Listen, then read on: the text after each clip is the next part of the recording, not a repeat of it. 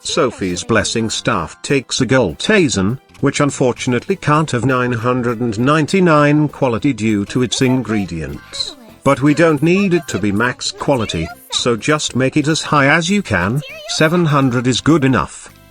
High quality Azen ore, broken stone, and golden rock can all be looted from level 70 enemies or gathered from the DLC dungeons.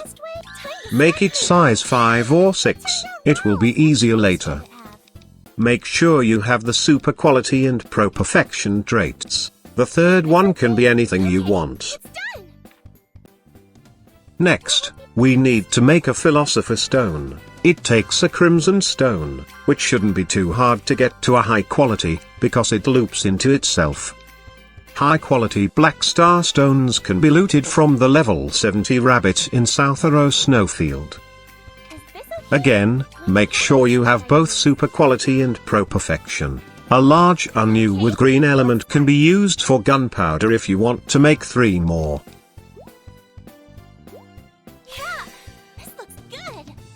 Use Dunkeliita's catalyst for a 20% quality boost.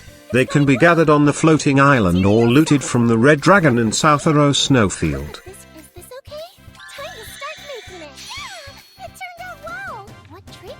Pick both quality traits and anything else you want. Does this look alright? All done! What would be best?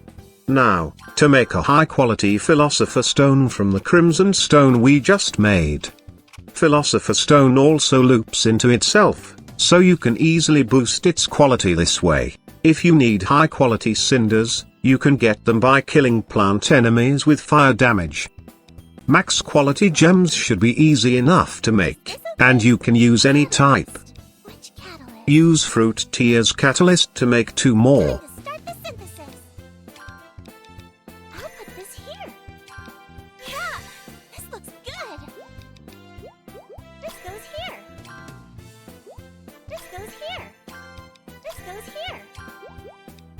Make sure you get the extra size, as it will make the final step easier. It's going well. Materials, is this okay? Okay then. Alright, it looks great. What traits should it have? Pick quality and a trait you need. All done. We can now make the final item. You can use any type of metal and gem, since the Philosopher Stone should max out all elements. Just make sure you have the Dreadful King, Hammer of Justice, and Uncontrolled Aura traits on the ingredients you choose. A size 5 or 6 gold Azen will fill the corner, while leaving just enough space for a size 5 Philosopher Stone. The metal or gem can be used to fill the top line. Pick Dreadful King, Hammer of Justice, and Uncontrolled Aura. The order doesn't matter. We need to make a second one, as Sophie can wield 2 staves. For this one, we want Dreadful King, Pursuit of Knowledge, and Uncontrolled Aura. You can replace Uncontrolled Aura with Mighty Swing for increased maximum damage, or Pursuit of Knowledge with Deadly Attack, but they are less consistent. With these, Sophie's damage-optimized weapons are done. Her best armor takes a Velveties, which is also almost impossible to get to max quality, but again, anything above 700 should be good enough. High-quality golden silks can be looted from the level 70 bat in South Arrow Snowfield, or gathered from Vestia Holy Land. Use Fruit Tears Catalyst for the size increase, and to make 2 more. You need both super quality and pro perfection. The crimson stones we made earlier should come in handy.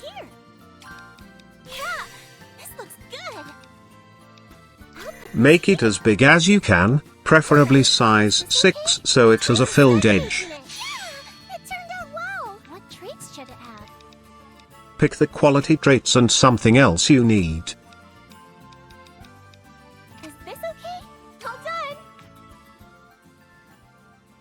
There are a million ways to make rainbow neutralizers, so I will skip that and move on to the cloth. for which you can use pretty much any type. I'll just use Fluggle as an example, since I already have max quality ripple stones. Is this okay? Catalyst. Which catalyst? You can use sapphires as catalyst to make 2 more. They can be bought from Ren's shop. If you use Fluggle, make sure it's size 4 or 5, because the protruding part at size 6 will get in the way. I'll put this here. Materials, is this the best way? Time to start making it. Alright! It looks great! Which traits should I choose? It's best to put 1 or 2 of the traits you need onto the cloth. Does this look alright? Okay, it's done! We want the traits G Memory Staff, Evolves the Body, and Resonance All Truth. Just put the ones you don't have on the cloths onto the neutralizer. You can use anything as the hidden power, since the skills on the armor don't matter. This here. Having a flat edge on the velvet makes filling the quality lines much easier. Alright, is this okay?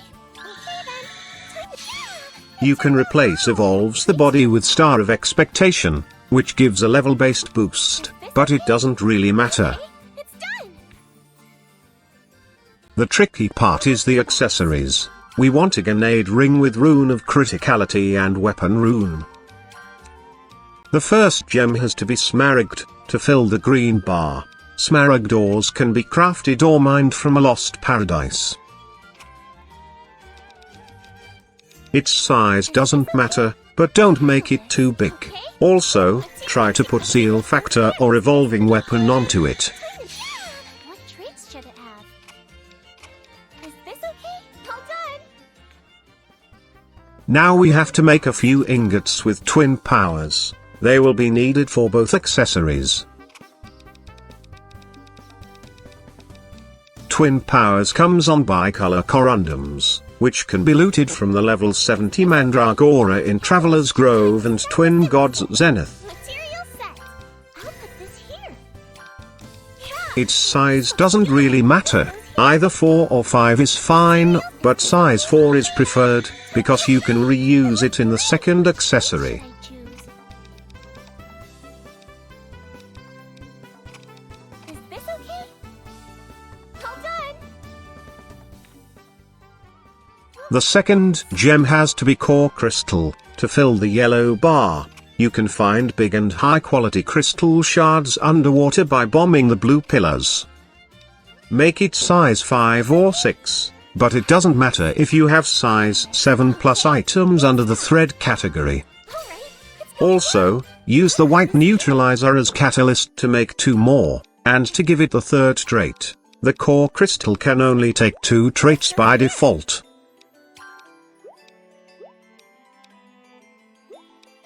Alright, it's going well! I'll put this here. Is this okay? Time to start making it! Which traits should I choose?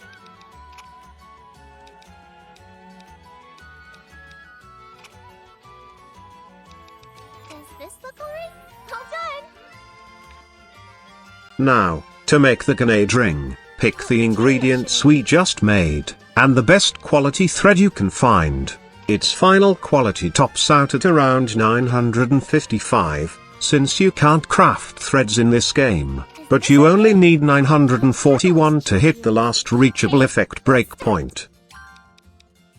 The order of the ingredients matters, depending on what type of thread you have. Make sure you max out the top 3 bars, and don't hit the second star on the blue bar, as it will give Tool Rune instead of Weapon Rune. The last star is Bulwark Rune, which is completely useless for our purpose. Wow! Which traits should I Pick Zeal Factor, Evolving Weapon, and Twin Powers. All done! The other accessory we want is Blue Crystal Ring, and luckily, it shares most of the ingredients with Gunade Ring. This is where the size 4 ingot with Twin Powers comes in handy. Catalyst. Which catalyst? Use Liquid Catalyst, which has lines for bonus red element in the exact same shape as a size 4 ingot. Since Sophie has more MP than HP, keep the purple bar at spirit to power. The blue bar doesn't matter, but Magician Blessing is the best, as it converts a portion of HP damage to MP damage. Again, pick Zeal Factor, Evolving Weapon, and Twin Powers. Now, Sophie's equipment is complete. Let's test it out on the strongest boss in the game, on the highest difficulty. Sophie will need support to unleash her full potential. Liana is the only character who can consistently go before this boss, so she is required on the team. Pick whomever you like as the last character, preferably someone who can use Rainbow Transformer. Bottled Misfortune can reduce the target's resistances and increase its damage taken. Bring 2 of them, 1 for each effect. Have a taste of this.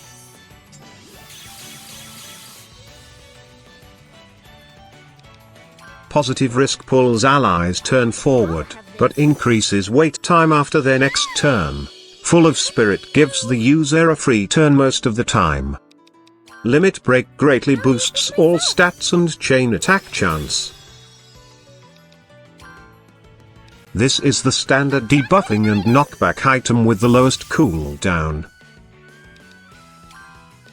The Salty effect pulls the target allies turn forward with no penalty. Lich Form is the ultimate gimmick in the game, but I won't get into it here. Rainbow Transformer is another gimmicky item which takes offensive traits. It allows Verdict of Rage to be used on allies. With this setup, Sophie's normal attacks should do 18 to 26,000 damage. Normal attacks in this game are treated as skills, and so they benefit from all traits that boost skill power, as well as all traits that add follow-up damage. Note that all follow-up damage from traits like Dreadful King, Pursuit of Knowledge, and Twin Powers are based on a percentage of your regular attack damage. This means skill power traits like Hammer of Justice, Super Skills, and Uncontrolled Aura also boost all follow-up damage. Yeah, that one was no problem. That's it. Thanks for watching.